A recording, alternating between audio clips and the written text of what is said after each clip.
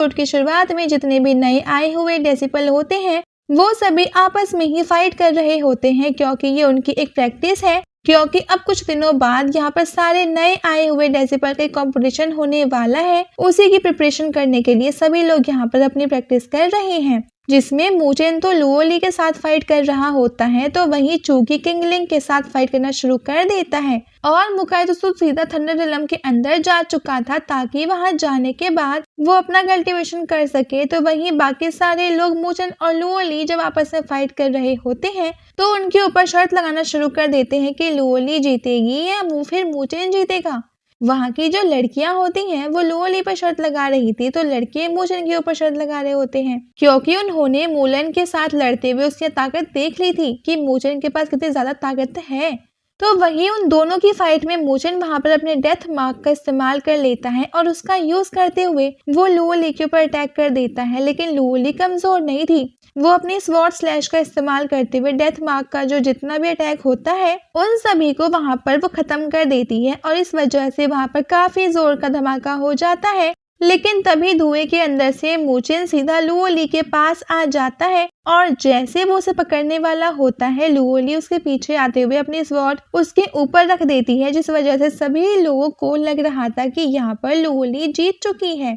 ये देखकर तो सभी के सभी बहुत ज्यादा खुश हो जाते हैं। लेकिन मूचेन लुओली से कहता है इतनी जल्दी नहीं, ऐसे तो मैं नहीं हार सकता। जिसके बाद वो हवा में लुओली को अब कुछ बाल उड़ा देता है, क्योंकि फाइट के दौरान उसने उसके थोड़े से बाल को जो है वो काट दिए थे, जिस वजह से अब सबको ये पता चल चुका था कि मूचेन तो पहले ही जीत चुका था, लेकिन बस वो यहाँ पर लुओली से फाइट करने का नाटक कर रहा था। ये देख करके तो लुओली भी अब वो खुश हो जाती है। जिसके बाद वो दोनों चूकी और मूलिंग के पास आ जाते हैं, जहाँ चूकी मूचेन से कहता है तुम दोनों आखिर कहाँ पर चले गए थे, हम तो तुम्हें कब से ढूंढ रहे थे, क्योंकि मैंने हमारे जो ग्रुप का एक कार्ड बनाया है जिसको देख करके तुम्हें बताना है कि वो जो कार्ड है वो सही भी है या फिर नहीं। लेकिन जब मूचेन उस कार्ड को देखता है तो उसे उसके अंदर सिर्फ लुओली दिखाई देती है, वो तो उसमें कहीं दिखाई नहीं दे रहा था। इसलिए वो चूंकि उसे कहता है जहाँ पर लुओली है उसी के बाजू में मुझे भी रहना है, ताकि सारी दुनिया को पता चल सके कि हम दोनों एक साथ हैं। जो भी हमारा कार्ड दिखेगा वो यही सोचेगा। ये सुनकर के तो लुओली भी शर्मा जाती है और मूचेन से कहते हुए जाती है कि तुम्हें जो सही लगता है वो तुम कर सकते हो। इस पर मूचेन चूकी से कहता है तुमने तो सुन लिया ना, चलो अब जैसा मैं कहता हूँ वैसा ही तुम करो। हम दोनों को एक साथ इस कार्ड के अंदर खड़ा कर दो। जिस पर चूकी भी हंसते हुए इस चीज के लिए मान जाता है और फिर वो मूलिंग के साथ वहां से चला जाता है ताकि वो एक नया कार्ड को बना सके। जिसके बाद मूचेन लुओली के पास आता है और उसे थंडर पिल देता है, जो कि एक नहीं बल्कि 4 थी। और उसे देते हुए वो लुओली से कहता है जब भी तुम कल्टीवेशन करने जाओ तो तुम इसका यूज कर लेना, जिस वजह से तुम्हारी कल्टीवेशन पावर काफी ज्यादा बढ़ जाएगी और तुम्हें उस टाइम कल्टीवेटर में आसानी भी होगी। ये देख करके तो लुओली भी हैरान थी कि इसके पास 4 वो थंडर पिल कैसे आई। वो उससे कहती है मैंने तो सुना है कि वो थंडर पिल को लेना काफी ज्यादा मुश्किल होता है, तो तुम्हारे पास एक नहीं बल्कि 4 कैसे आ गई। लेकिन मूचेन उसे कुछ नहीं बताता कि आखिर ये उसके पास कैसे आई है, बस वो उससे कहता है कि तुम इसे रख लो और कुछ ज्यादा सवाल मत करो। जिसके बाद वो वहां से अपने कमरे में आ जाता है। लेकिन तभी जी उसे अपने स्पिरिचुअल वर्ल्ड में लाते हुए कहती है तुम्हें पता है ना कि वो थंडर पिल मैंने तुम्हें दी थी ताकि तुम उसकी हेल्प से अपने स्पिरिट वैल्यू बढ़ा सको, और जब तुम्हारे पास 7 मिलियन स्पिरिट वैल्यू हो जाएंगे तब तुम ड्रैगन फिश ऑफ बर्मिंग का ब्लड एसेंस ला सकते हो। लेकिन तुमने तो उसे लुओली को दे दिया। ये सुनकर के मुझे थोड़ा सा उदास हो जाता है और जियो से कहता है तुम्हें टेंशन लेने की कोई जरूरत नहीं है, तुमने कहा था ना कि तुम्हें ड्रैगन फिश ऑफ बर्मिंग का ब्लड एसेंस चाहिए, तो कुछ भी क्यों ना हो जाए वो मैं तुम्हें लाकर दे ही दूंगा और वो जितना जल्दी हो सके उतनी जल्दी लाकर दूंगा। लेकिन अभी मैंने वो पिल लुओली को इसलिए दे दी क्योंकि उसे कल्टीवेशन करने में उसकी थोड़ी सी जरूरत थी। इस पर जियो कहती है तो ठीक है, मुझे तुम पर भरोसा है और भरोसा कभी तोड़ना मत। दूसरी तरफ लियोजान नाम के एक बंदे को देखते हैं जो अकेले में अपना प्रैक्टिस कर रहा होता है और ये काफी ज्यादा स्ट्रॉन्ग बंदा है, जो कि हेवनली रैंकिंग जो है उसके 2nd नंबर पे आता है, जिससे हम अंदाजा लगा ही सकते हैं कि ये मूचेन से कितना ज्यादा स्ट्रॉन्ग होगा, क्योंकि मूचेन तो अभी इस लायक भी नहीं बना कि वो हेवनली रैंकिंग के नाम तक वो लिखवा सके। तो वहां पर दूसरा आदमी आता है जो ली जुआन से कहता है तुमने अपने माउंटेन गॉड आर्ट को दोबारा से इम्प्रूव कर लिया, ये तो कमाल की बात है। तब लियोजान उस आदमी से पूछता है क्या तुम शेंग के बारे में जानते हो कि आखिर वो कहाँ पर गया है और शेंग शायद वही बंदा है जिसका नाम हेवनली रैंकिंग के नंबर 1 पोजीशन पे आता है। तो वो आदमी ली जुआन से कहता है कि वो एक हेवनली मिशन पर गया है, उसे एल्डर ने एक हेवनली मिशन पर भेजा था, इसीलिए वो वहां पर चला गया। ये सुनकर के ली जुआन भी कहता है वो मुझसे थोड़ा सा स्ट्रांग क्या हुआ, उसे तो हर बार हेवनली मिशन मिलते हैं, लेकिन मुझे भी जल्द से जल्द हेवनली मिशन वो चाहिए ताकि मैं भी दिखा सकूं कि मैं भी शेंग से मैं कम स्ट्रांग नहीं हूँ। इसके बाद वो आदमी ली जुआन से कहता है क्या तुम अभी होने वाले कंपटीशन में जाना चाहते हो? मैंने सुना है वहाँ पर काफी सारे नए लोग आए हैं, उसमें सबसे ज्यादा खास इंसान मूचेन है जिसने कम कल्टिवेशन पावर होने के साथ साथ ही रेन को हरा दिया जो कि फ्यूजन ऑफ हेवन लेवल पर थी। और उसी के साथ साथ लोली नाम की लड़की भी है जो कि काफी ज्यादा स्ट्रांग मानी जाती है। ये सुनकर के तो लीजुआन भी हैरान था कि क्या लुओली यहाँ पर आई है। वो उस आदमी से पूछता है लुओली अब कैसे दिखाई देती है, क्योंकि मैंने उसे काफी साल पहले देखा था। फिर वो आदमी बताता है कि उसके सिल्वर बाल हैं और उसकी स्वॉर्ड ब्लैक कलर की है, वो काफी ज्यादा सुंदर दिखाई देती है, उसकी जितनी सुंदरता तो मैंने आज तक किसी को देखा ही नहीं है। ये सुनकर के लीजुआन भी सोच में पड़ जाता है कि और उसे ऐसा सोचता हुआ देखकर वो आदमी उसे कहता है ऐसा लग रहा है कि तुम्हें लुओली के ऊपर क्रश है, इसलिए तो तुम उसका नाम सुनते उसके ख्यालों में हो गए। उस पर लीजुआन कहता है कि ऐसी बात नहीं है, वो बस एक जिद्दी लड़की है जिससे मैंने काफी साल पहले मिला था। लेकिन तब वो आदमी कहता है अगर तुम सच में लुओली को पसंद तुम करते हो तो शायद तुम्हारा ये सपना ही रह जाएगा, क्योंकि लुओली मुझे को लाइक करती है और वो दोनों एक साथ रिलेशनशिप में भी है। ये सुनकर के तो लीजुआन को भी काफी ज्यादा गुस्सा आ जाता है और वो उससे कहता है क्या तुम बता सकते हो कि वो दोनों अभी कहाँ पर है, मैं भी जाकर उनसे मिलना चाहता हूँ। जिस पर वो आदमी उसे उन दोनों की लोकेशन बता देता है। ये सुनकर के लीजुआन जो होता है वो मुचेन और लुओली से मिलने के लिए निकल जाता है। दूसरी तरफ लुओली और बाकी सभी अपने वो घर के अंदर बैठे होते हैं जहाँ चूंकि एक नया कार्ड लेकर आता है जिसमें अब लुओली और मुचेन दोनों साथ में बने हुए थे, लेकिन उन दोनों में थोड़ा सा गैप होता है। ये देख करके मुचेन सभी से कहता है तुम दोनों ने आखिर इसमें गैप क्यों रखा है, मुझे लुओली के एकदम पास रहना है, मुझे ये कार्ड जो है वो पसंद नहीं आया, दूसरा कार्ड बना के लाओ। ये सुनकर के तो सारे के सारे लोग भी हंसने लगते हैं और परेशान भी हो जाते हैं कि मुचेन तो यहाँ पर सच में पागल हो गया है।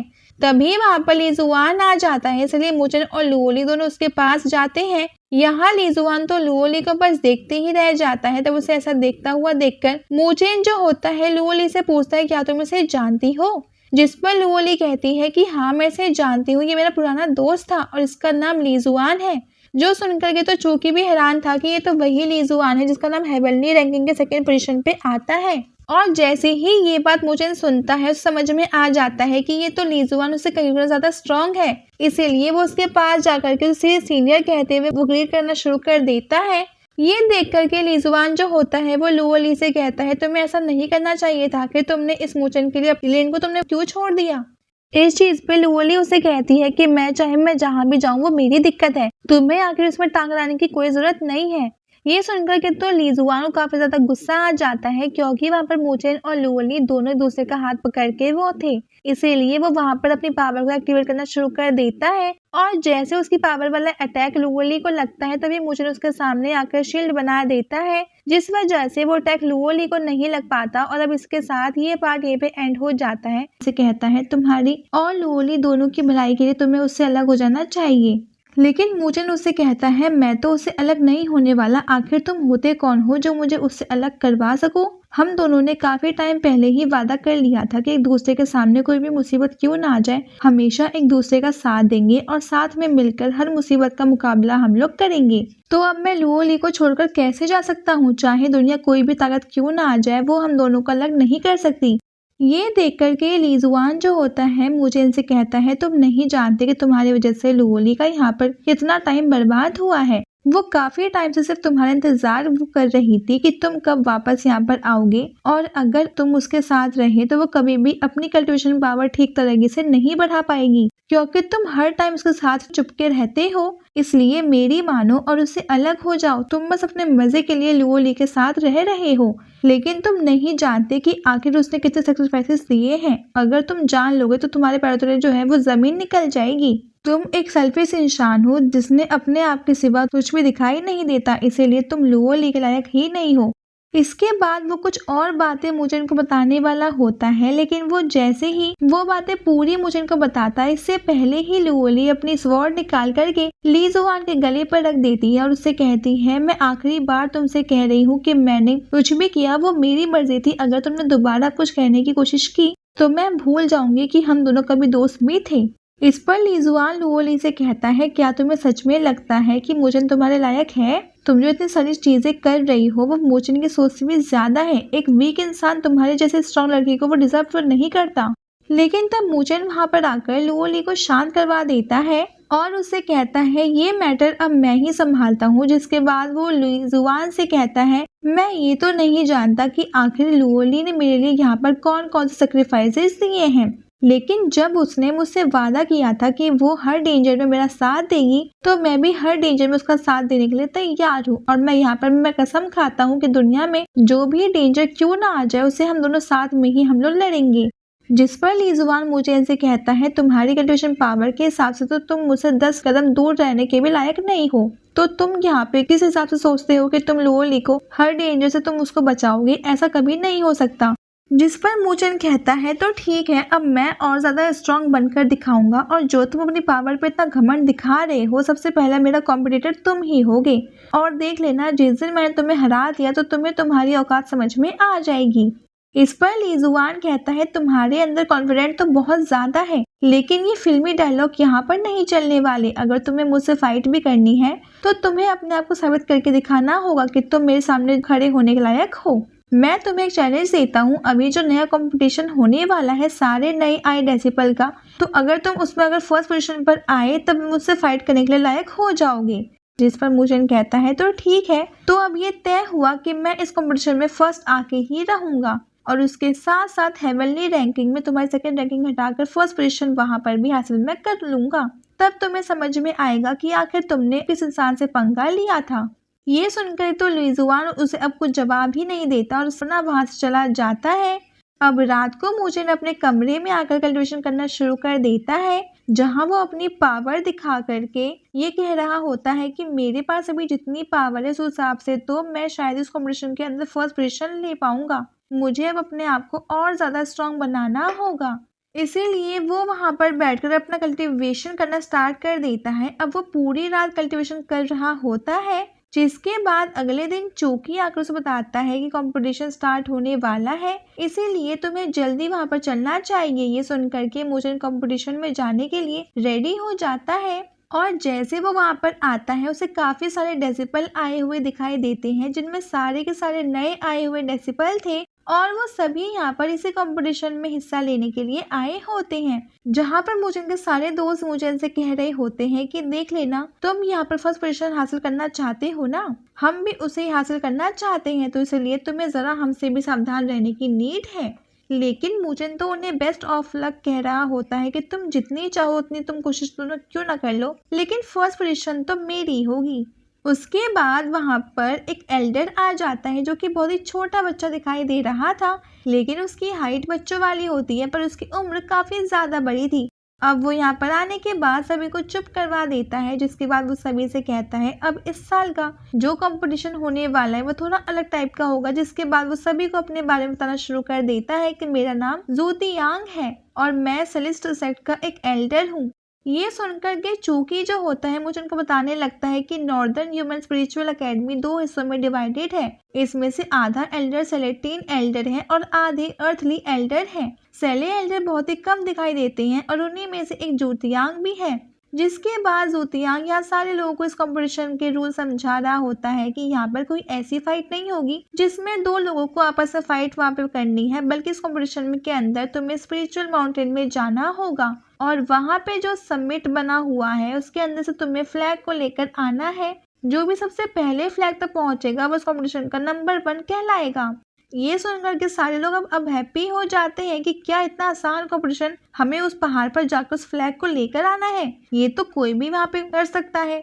लेकिन ज़ूतियांग कहता है इतना ज्यादा हैप्पी होने की जरूरत नहीं है, वो माउंटेन इतना ज्यादा वो डेंजरस है कि जितना तुम सोचे भी नहीं सकते। वहाँ पर हेवन लेवल के बीस्ट तो ऐसे तुम्हें दिखाई देंगे जैसे कि नॉर्मल हो, तो अब तुम अंदाजा लगा ही सकते हो कि वहाँ पर कितने ज्यादा डेंजरस बीस्ट होने वाले हैं। ये सुनकर के तो मूचन भी हैरान था कि हेवनली लेवल के बीस्ट के मुकाबला करना काफी मुश्किल होता है, लेकिन अगर मैं उनसे मुकाबला हो जाए मुझे उनका स्पिरिट मिल जाएगा जिसकी हेल्प से मैं अपनी पावर को बढ़ा सकता हूँ। इसीलिए मुझे अब वहाँ पे कैसे भी करके अब कुछ हेवन लेवल बीस्ट को मारना ही होगा। इसके बाद जूतियांग सभी से कहता है जो भी 5 टॉप डेसिपल होंगे जो आखिरी तक के उस फ्लैग तक पहुंचेंगे उन्हें हमारी एकेडमी के अंदर से काफी सारे रिवॉर्ड दे दिए जाएंगे और उनमें से जो नंबर 1 होगा उसे 5 लाख स्पिरिट वैल्यू दिए जाएंगे। साथ ही जो 5 डेसिपल होंगे उन्हें हमारी एकेडमी के डिवाइन स्पिरिचुअल हॉल के अंदर जाने का मौका मिलेगा और वहां पर जाने के बाद वो कोई भी डिवाइन टेक्निक को ले सकते हैं।